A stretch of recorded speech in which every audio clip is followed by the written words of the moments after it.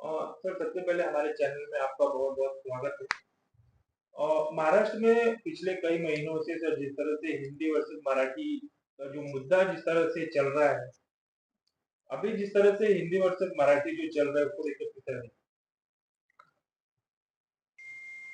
ये एक राजनीतिक लड़ाई है और लोग इसके भ्रम में न पड़े तो ज्यादा बेहतर है। भाषा एक संचार का माध्यम है, एक दूसरे से जोड़ने के पुल है। लोगों को एक दूसरे से संचार के कार्य में वो सहयोग करता है, बाकी इससे ज्यादा कुछ नहीं है। नो डाउट मराठी जो है वो महाराष्ट्र की मातृभाषा है और उसका सदा सर्वदा सम्मान रहना चाहिए, इसमें कोई डाउट नहीं है। दूसरा ये इसका राजनीतिकरण हो रहा है और बाकी कुछ नहीं है। सर आप उत्तर भारतीय समाज का नेतृत्व करते हैं, लेकिन महाराष्ट्र में शुरू से ही पहले हिंदी भाषी और अब हिंदी भाषा कहीं न कहीं इसको जिस तरह मुद्दे को लिया जा रहा है इसको लेकर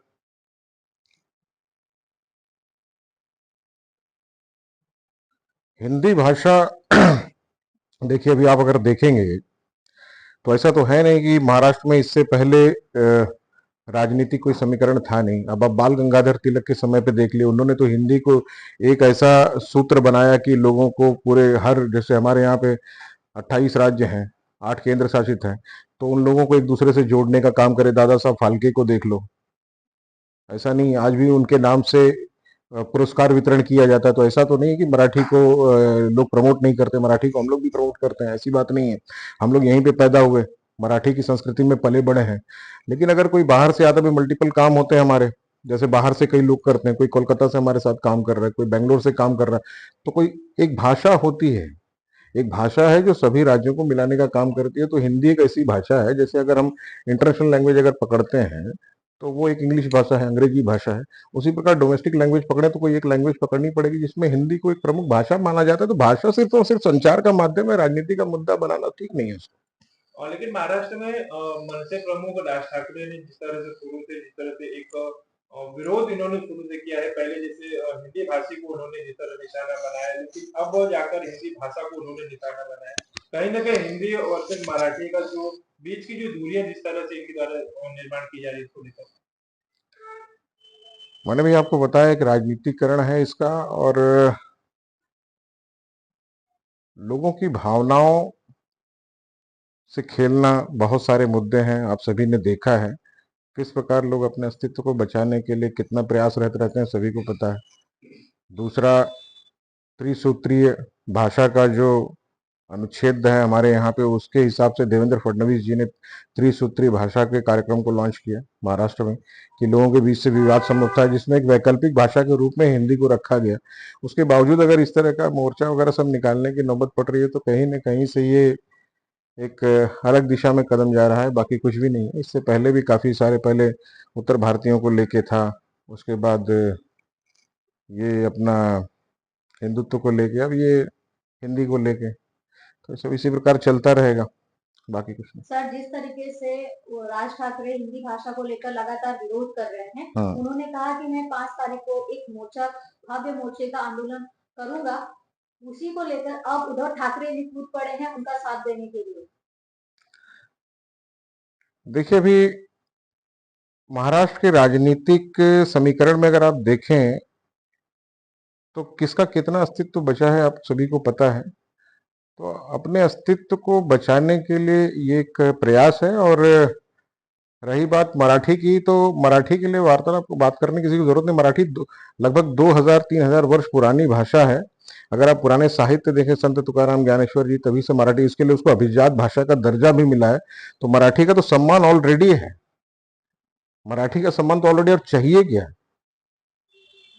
मराठी का ऐसा नहीं कि मराठी का कोई सम्मान नहीं करता, मराठी का बहुत सम्मान है हर जगह पे। जितने भी अगर यहाँ पे रहने वाले हैं, कौन सी ऐसा कार्यक्रम है, कौन सा ऐसा त्योहार है जो मराठी लोगों के साथ हम लोग साथ में मिलकर नहीं मनाते, सब मनाते हैं। रही बात भाषा हिंदी की, तो एक समझना होगा सभी राज्यों को, एक कोई ऐसी भाषा जरूर बननी चाहिए जिससे लोग एक सूत्र में हर कोई एक दूसरे से संचार कर सके। अब जैसे मैं साउथ चला जाता हूँ, कर्नाटक जाऊँ, तो मैं कर्नाटक में तो नहीं बात कर पाऊंगा ना कर्नाटक की भाषा में। अगर मेरे को इंग्लिश बोलनी है तो इंटरनेशनल लेवल पे बोलूँ, मैं इंग्लिश भाषा को क्यों प्रमोट करूँ, भारत की एक भाषा है हिंदी, मुझे हिंदी को प्रमोट करना चाहिए।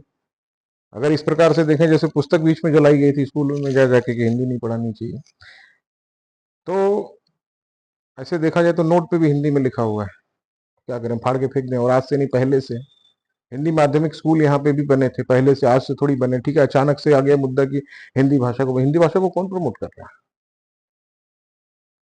नो डाउट बाहर से लोग आते हैं, उनको उस भाषा का ज्ञान नहीं है, ठीक है, आप भाषा को बढ़ाने के लिए प्रयास करना चाहिए। मुझे अच्छी तरह से मराठी आती है, लेकिन कहने का मतलब है, अगर आपको करना है तो उसको सही तरीके से करें।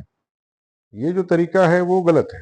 हिंदी भाषा मामले को लेकर जिस तरीके से गृह मंत्री अमित शाह जी ने कहा कि हिंदी सभी भाषाओं की शक्ति है, तो कहीं ना कहीं वो भाषा का समर्थन करते नजर आ रहे हैं।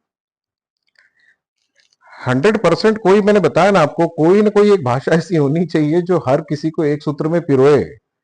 जैसे मालाओं में 108 मनके की अगर माला है, मोती है उसमें, तो वही एक धागा होता है जो लोगों को पिरो के रखता है। तो ऐसी एक भाषा होनी चाहिए जो 28 और 8 राज्यों को एक साथ पिरो के रखे। कोई एक भाषा तो होनी चाहिए। जैसे हम इंग्लिश अगर कहीं बाहर जाते हैं तो अंतर्राष्ट्रीय तरफ पे अंग्रेजी का प्रयोग करते हैं ना, वहां हम हिंदी मराठी गुजराती बोलेंगे तो नहीं चलेगा ना, हमको बोलनी तो अंग्रेजी पड़ेगी। उसी प्रकार से कोई एक होनी चाहिए। नो डाउट यहाँ की मातृभाषा का सम्मान है, बहुत सम्मान है, और मराठी सीखनी भी चाहिए, जरूर सीखनी चाहिए। हर किसी को सिखाने के लिए होना चाहिए। हम लोग के स्कूल में भी मराठी थी, तो कहने का मतलब होना चाहिए। अब उत्तर प्रदेश में भी क्या, उत्तर प्रदेश की भाषा थोड़ी है हिंदी, वहां बुंदेलखंडी बोलते हैं, अवधी बोलते हैं, हर 25 किलोमीटर में भाषा बदल बदल जाती है। हिंदी को वहां पे राजभाषा का दर्जा दिया गया है, इसके लिए वहां पे हर जगह पे प्रयोग होता है हिंदी भाषा, बुक्स वगैरह लिखने पढ़ने के लिए, करस्पॉन्डेंस के लिए। बाकी वहां की हिंदी भाषा नहीं, उत्तर भारतीयों की भाषा हिंदी नहीं है, उत्तर भारतीयों की भाषा अलग है। अगर उत्तर भारतीयों से जोड़ के देखा जाए कि उत्तर भारतीयों की हिंदी है, तो ये गलत है। बोल रहा हूँ ना, उत्तर भारतीयों का विरोध करते करते हम लोग भाषा का विरोध करने लगे, भाषा का विरोध करते करते अचानक हम देश का विरोध करने लगे, पता भी नहीं चलेगा। लेकिन कहीं न कहीं सर ऐसा लग रहा है कि महाराष्ट्र की राजनीति जो अब विकास के मुद्दों को छोड़कर कहीं दूसरे मुद्दों पर जिस तरह जनता को भटकाने का कार्य कर रही है। ऐसा नहीं है, भारतीय जनता पार्टी विकास के मुद्दे पे आज भी लगी हुई है, और ये सब चीजें होती रहती हैं, चलता रहेगा ये सब। रोड का, सड़कों का निर्माण अभी भी अगर आप देखें तो इकोनॉमिकल वीकर सेक्शन के अंतर्गत और LIG के अंतर्गत देवेंद्र फडणवीस जी ने लगभग 30 लाख घर देने का कुछ नक्की किया है 2027 और 30 के पहले। तो ये सब विकास का काम चल रहा है, लोगों को झुग्गी झोपड़ियों से हटा के एक अच्छे परिवेश में लाने का काम चल रहा है। रोड रस्तों का निर्माण कार्य गडकरी साहब के उसमें अच्छा चला। हमारे मार्गदर्शक श्री रविंद्र दादा चौहान जी के नेतृत्व में आप देखेंगे तो महाराष्ट्र पहले की तुलना में काफी ज्यादा बढ़ा है। अभी उनका 1 जुलाई को ये अध्यक्ष की नियुक्ति की घोषणा भी होने वाली है। तो प्रगति के पथ पर है भारत, और आगे और तरक्की होगी, और चीजें आपको सुनने को मिलेंगी।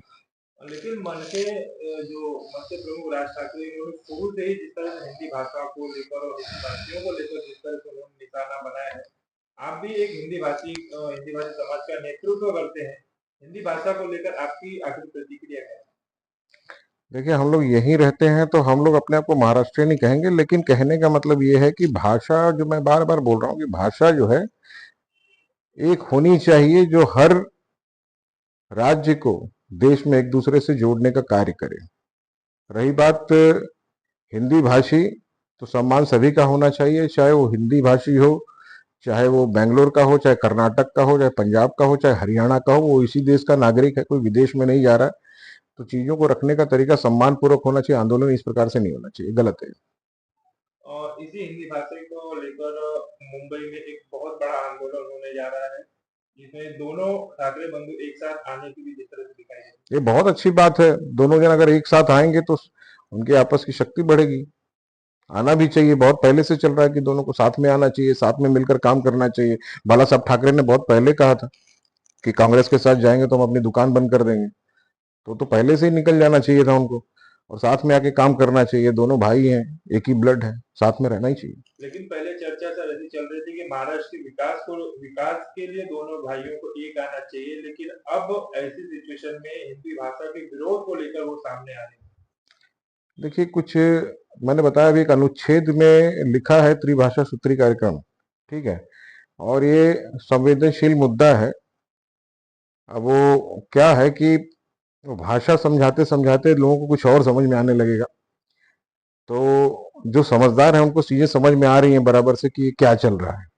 मतलब जो राजनीति के जानकार हैं उनको बहुत अच्छे से समझ में आ रहा है कि राजनीति किस दिशा में आगे बढ़ रही है और किसकी बढ़ रही है। वो किसी को बताने की आवश्यकता नहीं है, थोड़े दिन में खुद ही सभी को समझ में आ जाएगा। और सर अभी कुछ महीनों बाद महापालिका के चुनाव लगने वाले हैं, तो क्या उस पर इस मुद्दे का असर होगा? बिल्कुल असर नहीं होगा उसका। देखिए, जो जनता है ना, उसको सिर्फ और सिर्फ विकास चाहिए, मूलभूत सुविधाएं चाहिए, उससे ज्यादा उसको किसी चीज के लिए मतलब नहीं है। अगर उनको उनकी मूलभूत सुविधाएं मिले, आज की डेट में भारतीय जनता पार्टी की सरकार जो कार्य जनता के लिए कर रही है उससे वो संतुष्ट है। और इस बार महानगर पालिका के चुनाव में बहुत ही जोरदार जीत होगी, इसकी मैं आपको अग्रिम सूचना दे रहा हूँ। और भी खबरों के लिए मिले, तब तक के लिए। Thank you.